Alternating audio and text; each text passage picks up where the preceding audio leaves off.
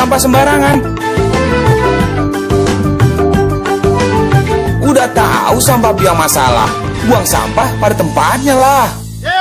Iya ya, kalau bukan kita siapa lagi? Ayo kita buat Jakarta jadi bersih. Nanti kita lihat aja. Sama tim biar mereka ada jabatan aja Pak. Iya, itu buat menampung mereka aja gitu. Karena nggak bisa dipecat. Bapak kok senyum-senyum doang.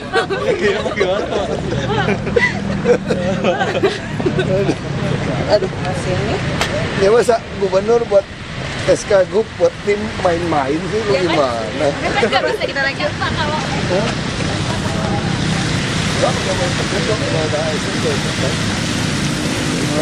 Baik, gantian ya Mas. Ini kameranya still. Moving, dia moving.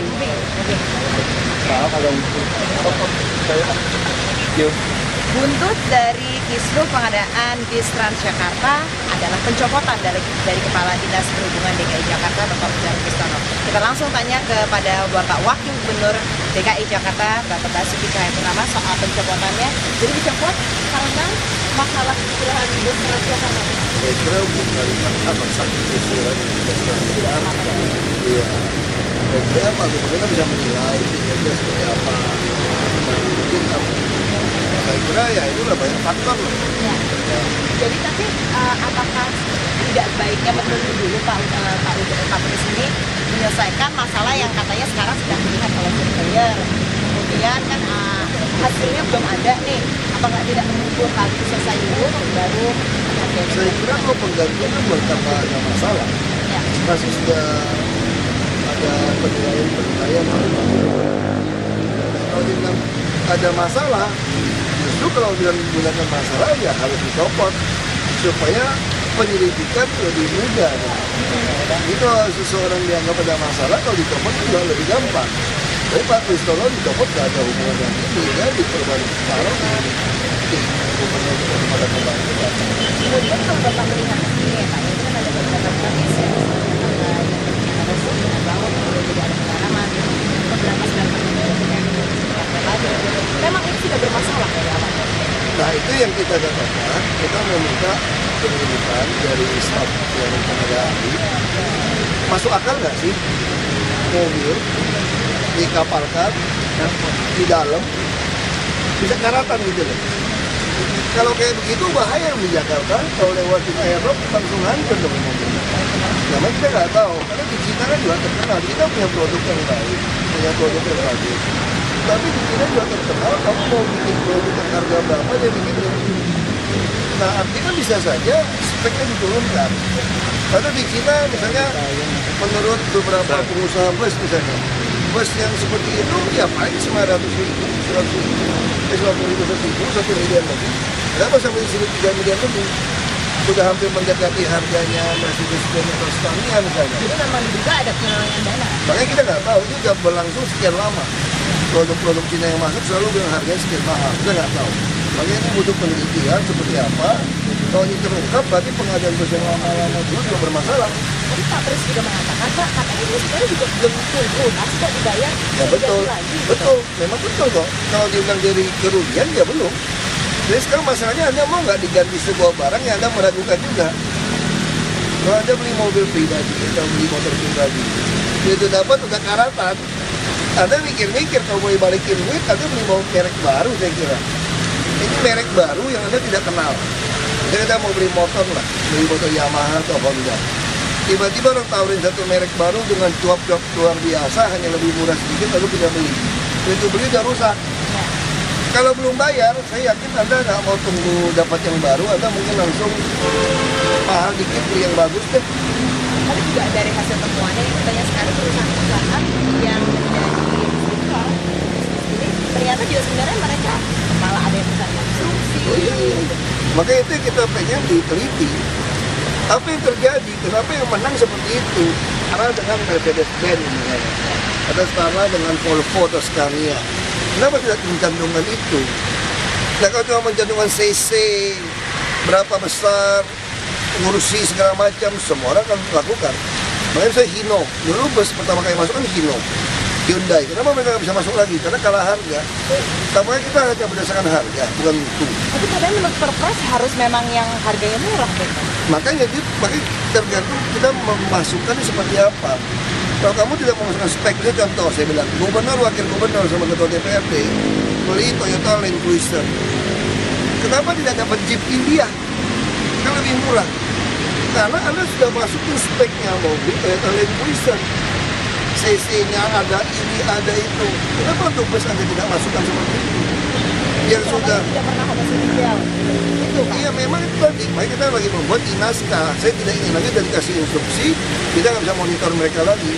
Itu kan manuver kata kutip yang bisa dilakukan di bawah. Kita nggak tahu nih benar atau tidak, kita butuh penelitian.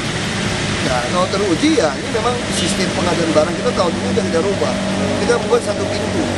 Nggak bisa lagi semua SKPD seenaknya untuk pengadaan barang sendiri-sendiri. Terus pembelian kendaraan semua harus dikatalog, tidak boleh lagi tender. Ya. Jadi saya bisa langsung beli yang bagus. Kemudian sekarang yang udah terlanjur terjadi nih Pak ya. Kita nggak mau bayar, nggak perlu. Kita cari celah hukumnya. Jadi dibalikin aja gitu. Biarin aja dia rugi. Makanya kita nggak tahu. Kita nggak tahu kalau ada hasil pembuktian bahwa mesinnya tidak sesuai. Tapi kalau kontraknya boleh, mesin apa saja, kan jadi masalah. Kan bisa saja si pemasok memaksa kami bayar. Karena sesuai kontrak Anda harus bayar. Atau semua dokumen sesuai. Nah kalau sesuai seperti itu, kami mungkin akan cek ke Cina. Barang seperti ini di Cina berapa? Kalau terbukti lebih murah, berarti ini ada korupsi. Kalau dibayar, ya terserah mereka. Tapi bukannya kita sedang butuh-butuhnya nih Pak, butuh cepat menurut saya. Iya, makanya kita minta e-katalog aja. Sekarang butuh cepat, kalau 1 bulan ambruk, baru diresmikan Pak Gubernur saja sudah mogok. Ini Pak Gubernur dalam pidato tadi ngomong kan, Pak Gubernur agak kesel. Kenapa baru diresmikan, udah gunting pita, udah segala macam, saudara sudah nggak beroperasi karena rusak. Jadi kita bisa harapkan ya apa nih Pak? Jadi sekarang sudah tidak ada yang urusan lagi. Kemudian Pak Udan kan selama ini memang biasanya selalu mengurus pengadaan bis Transjakarta. Oh, kita kan kepala dinas dan wakil kepala dinas kan dari Kasudit, kepala subdinas. Ya. Dan Pak Akbar ini adalah orang yang memegang UPT Transjakarta dulu. Ya. Sebelum pindah ke Kasudit. Dia ngerti sekali. Jadi tidak ada masalah dengan lagi ada yang pastris. Saya akan menanyakan lagi kepada Pak Ahok. Banyak sekali penolakan dari bis angkutan kota ini terutama terhadap trayek yang dianggap mengambil trayek dari diambil oleh bis Transjakarta. Setelah jeda pariwara berikut ini tetaplah bersama kami. Itu aja kan. Ya udah, nggak kerasa Pak. Geser lagi. Segmen di mana? Di taman yuk. Time News bersama Wakil Gubernur DKI Jakarta Bapak Basuki Cahayapurnama. Pak Ahok banyak sekali menolak dari bis KWK angkutan kota yang dianggap ini bis Transjakarta mengambil trayek mereka. Akhirnya terjadi pengerusakan 3 titik. Ya itu tadi saya bilang. Mereka itu tidak ngerti. Sebetulnya itu sekarang orang-orang itu sudah meninggalkan bus angkutan kota. Kenapa? Begitu ekonomi dia membaik, dia beli motor. Ini orang-orang maksudnya yang menengah ke atas. Yang bawah. Oke. Sekarang kita kan target kita kan menengah ke atas mau naik bus. Karena Ya. teorinya transportasi itu bagaimana mindahin orang dari mobil pribadi ke umum. Ya. Nah pertanyaan saya, mau nggak orang naik angkot yang nggak ada AC, nggak ada apa? Kalau tiketnya itu sama, kamu boleh. Ini tiketnya kan 6.000. Kamu kadang-kadang cuma 2.000 terimanya. Maksimal 3.000. Jadi bukan pangsa pasar Anda yang pindah. Nah lalu mereka sangat mau paksa orang supaya ikut. Kalau mau maksa sekalian aja, tanggung kamu gitu loh. Semua motor disikat aja, yang naik taksi kamu rusakin semua. Paksa orang nggak ada pilihan kendaraan di DKI, cuma naik angkot. Penuh deh angkot kamu. Kenapa nggak begitu cara berpikirnya gitu loh? Nah kita akan tindak, kita lapor polisi, tindak, pidanain aja.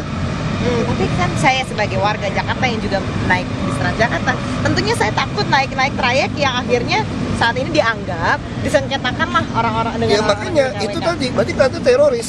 Anda sudah mirip teroris kalau gitu. Anda menteror orang untuk tidak naik bus. Ya kan? Kalau begitu saya juga akan periksa kendaraan Anda. Kendaraan Anda memenuhi syarat atau tidak? Begitu tidak memenuhi syarat, saya kandangin semua. Silakan, kalau dia masih ngancam lagi, kalau dia melakukan perusakan lagi, kita pidanain lagi. Bukannya sekarang juga susah sekali, Pak, karena kan semakin liar ya Pak ya, ini angkutan-angkutan kota ini kan semakin bisa dibilang kontrolnya sudah lepas. Itu tadi, sebetulnya kenapa? Bukan dilepas, karena persoalan kita jumlah bus di DKI puluhan tahun tidak pernah ada peremajaan. Yang punya bus selalu berpikir begini, saya kalau ditahan mobil saya, kamu tidak cukup ngangkut. Untuk apa sih beli bus baru? Oh, kalian terpaksa naik bus saya juga walaupun jelek. Itu yang terjadi. Metro Mini zaman saya masih SMA sampai sekarang masih jalan. Kenapa? Karena jangan ada pilihan. Nah, begitu kita beli bus baru, ada pilihan, mulai goyang. Itu yang terjadi gitu loh. Kita minta, coba lihat Kopaja yang mau masuk ke Transjakarta. Kan dia nikmatin, harga 6.000 Anda, penumpang Anda gratis. Tapi mereka nggak mau, ya peta komplek kita kan. Karena mau naik bus yang mana? Nah, itu yang terjadi, akhirnya perpindahan dari angkutan umum ke pribadi itu meningkat di Jakarta. Orang karena tidak nyaman, tidak ada pilihan, dia pindah beli motor. Nah, tiap tahun 1,2 juta penumpang umum terus turun. Sekarang tuh hampir nggak sampai 50% lagi lama-lama yang naik umum. Nah, ini yang ingin kita lakukan. Kita mau dorong lagi kalau Anda pilihan. Misal saya ke Senayan City. Kalau naik Land Cruiser, macet. Transjakartanya bisa lebih cepat, saya turun. Saya naik Transjakarta. Tapi sekarang di Transjakarta pun setelah sekian lama dan udah banyak gebrakan juga dari Pak Jokowi Ahok ini. Jumlahnya nggak cukup. Jumlahnya nggak cukup satu. Harusnya 1.700. Selama ini hanya 400 lebih. Nah, bisa nggak tuh Pak memenuhi kriteria tadi Bisa. sudah targetnya? Asal beli di e-katalog. Jangan pengadaan model Apa kita. ini Pak e-katalog? E-katalog tinggal RKPP putuskan. Kita sudah minta Scania, Mercedes, Volvo untuk masuk, termasuk Hino. Jadi begitu e-katalog datang, kita tinggal beli 1.000. Jaminan ATP-nya udah jelas. Nah, kemudian juga hal kecil aja, misalnya sterilisasi jalur Nah, busway. polisi sudah akan bantu masalah sterilisasi. Saya sudah minta ke Bapak Polisi, langsung tilang biru, jangan merah. Gimana tuh Pak maksudnya? Jadi kalau tilang merah kan membutuhkan hakim memutuskan berapa dendanya. Kalau tilang biru yang maksimum langsung. Jadi kita ada berapa pelanggaran yang membahayakan seperti busway, lintasan kereta api yang lawan arus, itu semua kami akan tilang biru. Jadi kita sudah minta ke polisi untuk lakukan tilang biru, 500.000 langsung, nggak bisa nego, Anda harus langsung stop. Kalau sekarang begitu sampai ke hakim, maklum juga, mukanya pura-pura kasihan, pura-pura bertobat, 50.000 dikasih hakim, besok kumat lagi dia. Jadi selalu tobat kumat kayak tomat aja, gue bilang. Ini kalau tilang biru dia masih mikir. Sekalian itu juga ternyata supirnya juga kurang Pak, tidak hanya mobil tapi membutuhkan 1.500 supir. Sopir cukup. Nah, ada wacana yang ingin mengambil supir yang sebelumnya misalnya sebelum ini. Iya, kita aja. rekrut. Tapi kan Ada supir taksi. kekhawatiran warga itu adalah Dites. dikenal ugal-ugalan. Nah, kita tes.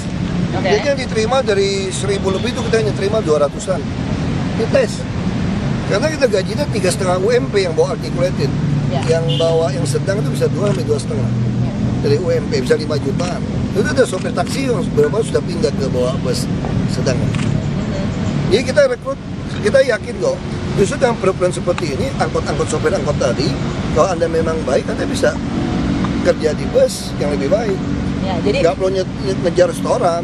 Jadi kalau dilihat sebagai target marketnya dari Pemda DKI ini menengah ke atas untuk bisa beralih dari mobil pribadi ke mobil umum akan aman ya Pak ya. Iya. Supirnya terjamin, mobilnya juga tidak karatan.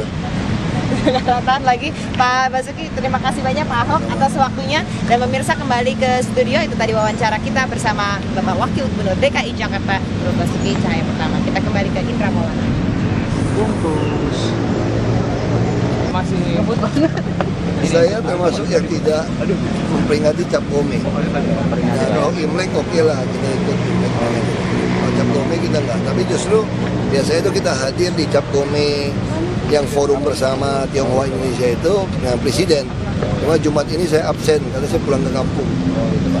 Nah, terkait makanan Pak, apa istri menyediakan makanan khusus terkait? Enggak pernah itu. Ibu yang siapin biasanya kalau Imlek. Iya Pak, makasih Pak.